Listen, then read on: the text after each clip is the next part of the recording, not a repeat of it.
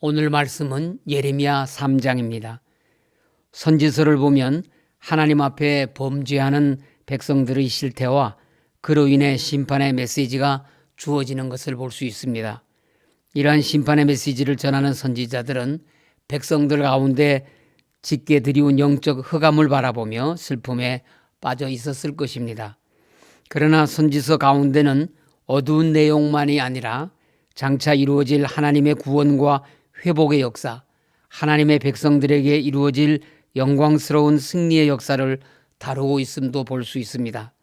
이는 자칫 현실의 암담함으로 인해 절망감에 빠지기 쉬운 선지자들에게 소망을 주며 사명을 감당케 하는 원동력이 되었습니다. 예레미야 3장에서도 이러한 메시지가 증거되고 있음을 확인하게 됩니다. 예레미야서를 비롯한 선지서의 기록은 한편으로는 오늘을 살아가는 우리 성도들의 현실을 반영하는 것이라고도 할 수 있습니다.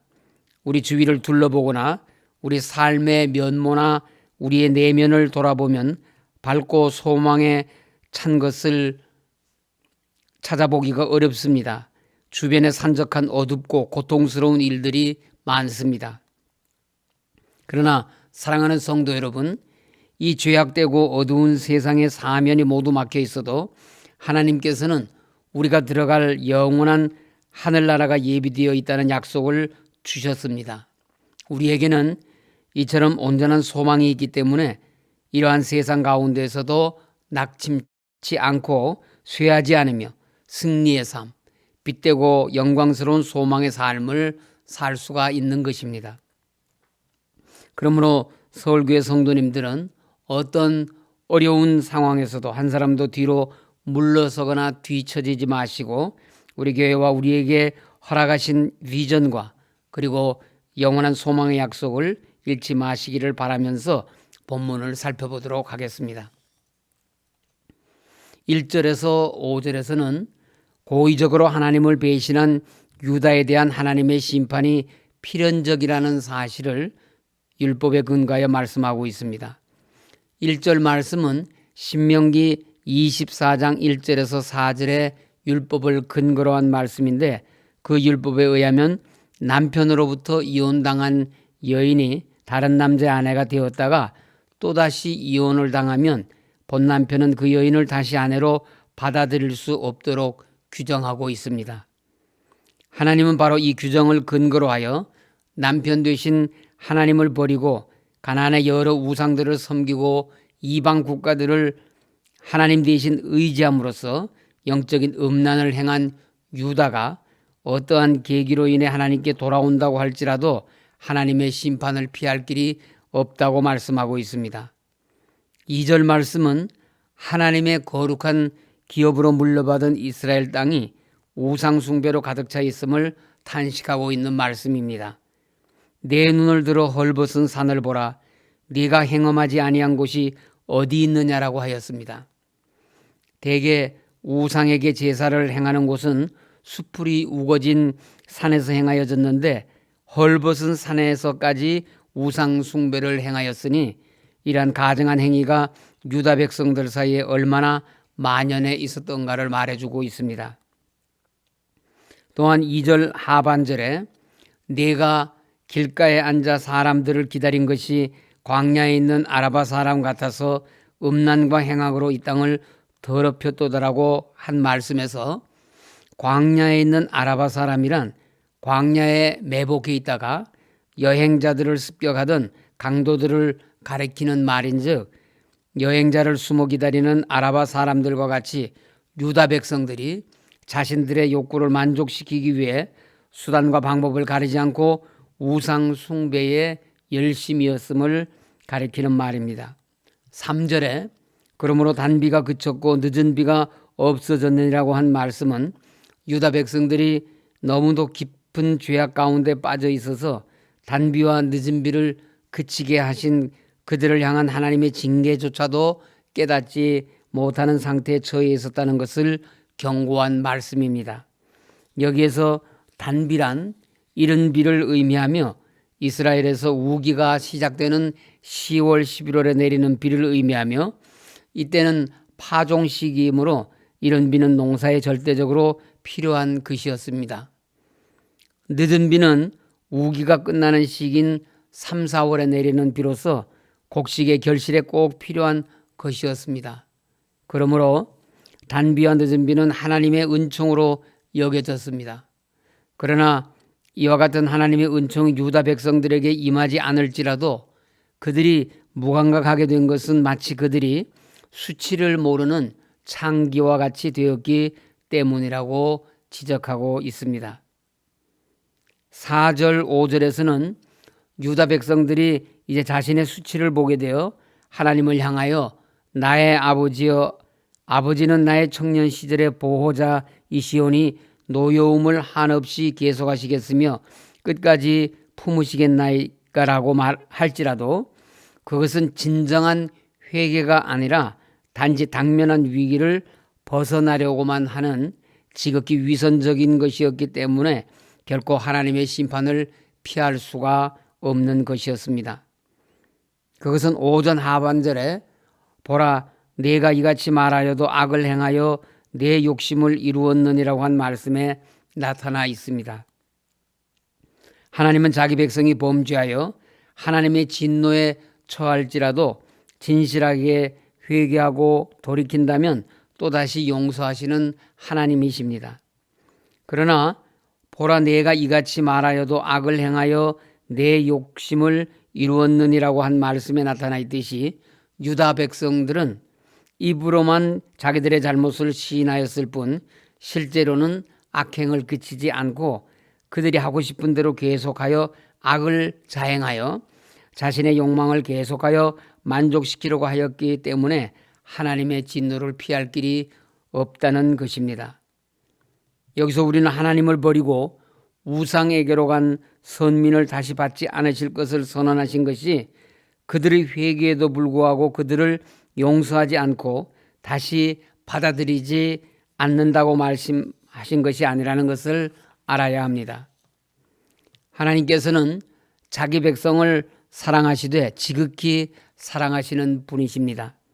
따라서 하나님께서는 비록 그 백성이 한순간 하나님을 배반하고 다른 데로 갔다고 할지라도 자신들의 잘못과 죄를 진심으로 뉘우치고 돌이키기만 하면 용서해 주시고 다시 받아 주십니다.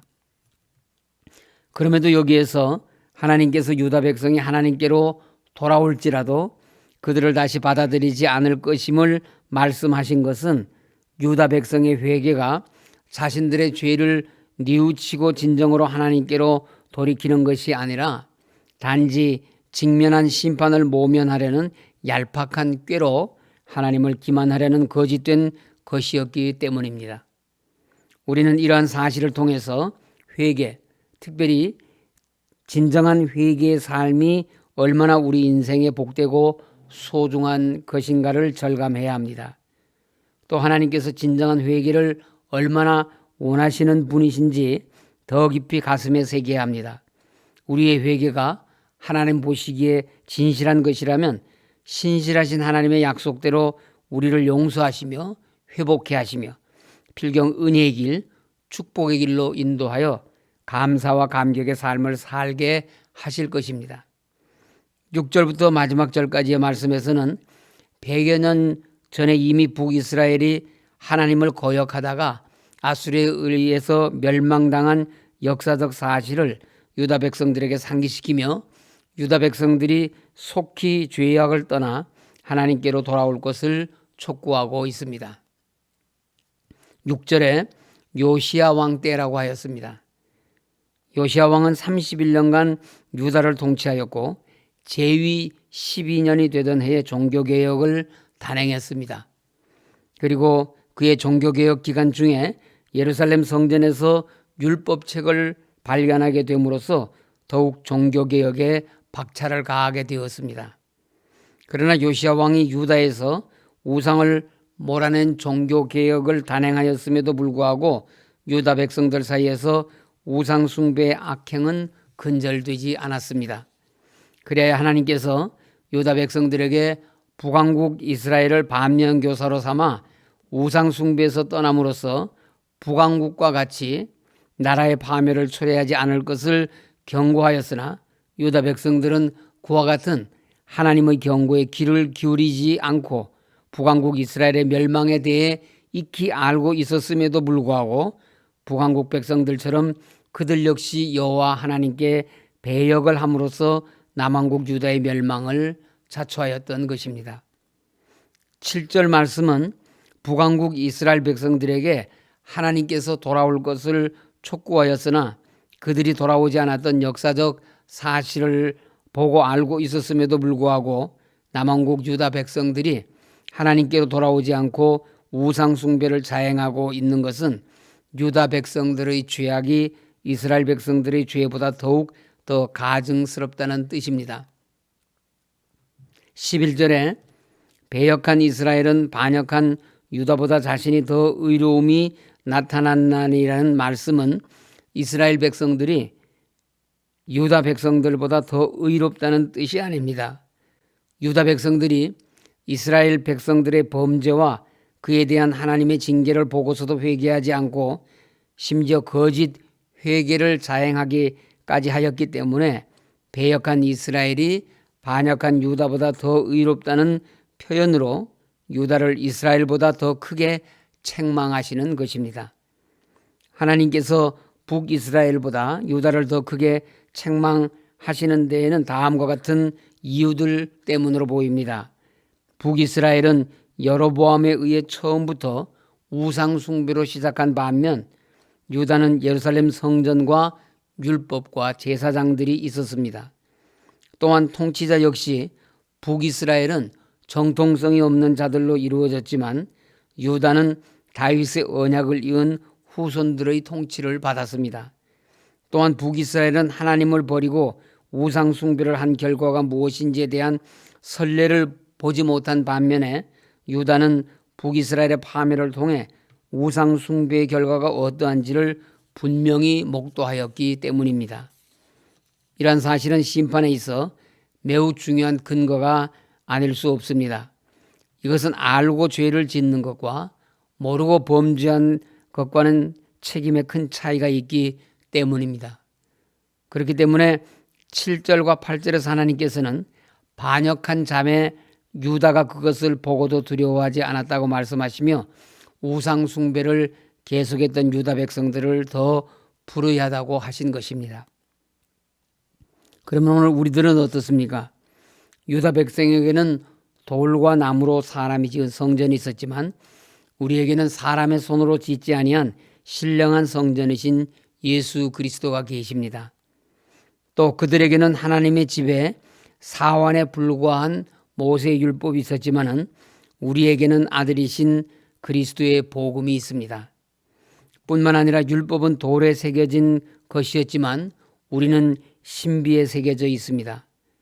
구약에는 짐승의 피로 속죄함을 받았지만은 우리에게는 유일하신 아들 예수 그리스도의 새 언약의 피 뿌리심이 있으며 세상은 받지도 못하는 보혜사 성령님의 인도하심도 있습니다.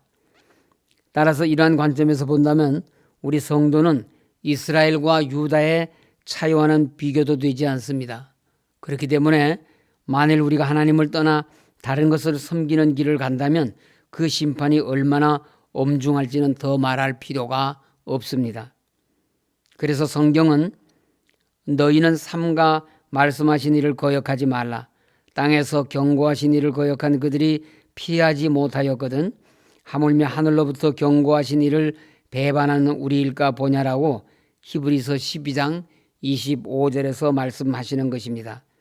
하나님께서는 많이 받은 자일수록 더욱 많이 찾으시며 더 큰 책임을 물으신다는 사실을 기억하며 우리에게 주신 은혜와 축복이 많을수록 더 삼가며 두려워하는 자세로 살아가는 성도님들이 되시기를 바랍니다. 22절 23절에서 배역한 자식들아 돌아오라. 내가 너희의 배역함을 고치리라 하시니라. 보소서 우리가 주께 왔사오니 주는 우리 하나님 여호와이시니이다. 작은 산들과 큰 산 위에서 떠드는 것은 참으로 헛된 일이라. 이스라엘의 구원은 진실로 우리 하나님 여호와께 있나이다라고 하신 말씀처럼 우리 모두 하나님을 떠나간 우리들의 악한 길에서 하나님께로 돌아와 하나님께서 우리의 영혼을 고쳐주시는 은혜를 입어 우리의 구원은 오직 우리 하나님께만 있다고 고백하는 성도님들이 되시기를 주님의 이름으로 간절히 소원합니다. 아멘. 기도하겠습니다. 하나님 아버지, 이스라엘의 구원은 진실로 우리 하나님 여호와께 있사오니 하나님을 떠난 우리의 죄에서 속히 돌이켜 하나님의 말씀에 순종하게 하옵시고 하나님께서 기뻐하시는 열매 맺는 거룩한 길을 가게 하여 주시옵소서. 오늘은 사명자 대회 첫 번째 기도 제목으로 기도합니다. 비정상적 비대면 시대를 초래한 코로나19 사태가 종식되게 하시고 고람되어 신앙과 예배가 온전히 회복되게 하옵소서. 하나님 아버지, 코로나 사태가 속히 종식이 되어서 우리 모든 성도들이 하나님 앞에 나와서 온전한 예배를 드릴 수 있도록 회복의 은총을 베풀어 주시옵소서. 하나님 아버지, 우리 교회가 속히 회복되어 오직 말씀 위에 굳게 서서 하나님께만 영광 돌리는 교회 되게 하시옵소서. 교회 모든 송사를 하나님께서 주장하여 주셔서 속히 바른 판결 허락하여 주시옵소서. 코로나19가 속히 종식되게 하시고 경제도 회복되게 하셔서 어려움 가운데 있는 자영업자들과 소상공인들을 비롯한 모든 이들을 하나님 지켜 주시옵소서. 환우들을 기억하여 주셔서 하나님의 은혜로 속히 건강을 회복하게 하시고 암으로 투병 중인 성도들에게 치유의 은총을 베풀어 주시옵소서. 해외 유학 중인 자녀들, 군복무 중인 자녀들, 오늘도 주님 함께하여 주시옵시고 입시를 준비하는 자녀들에게 지혜를 주시고 취업을 위해 기도하는 이들에게 하나님께서 길을 열어 주시옵소서. 결혼을 위해 기도하고 있는 이들에게 믿음의 배우자를 우리 하나님께서 만날 수 있도록 인도하여 주시옵소서. 오늘 하루도 우리 하나님 영광을 받으시고 저희들을 온전히 인도하여 주실 줄을 믿사오며 예수님 이름으로 기도드립니다. 아멘.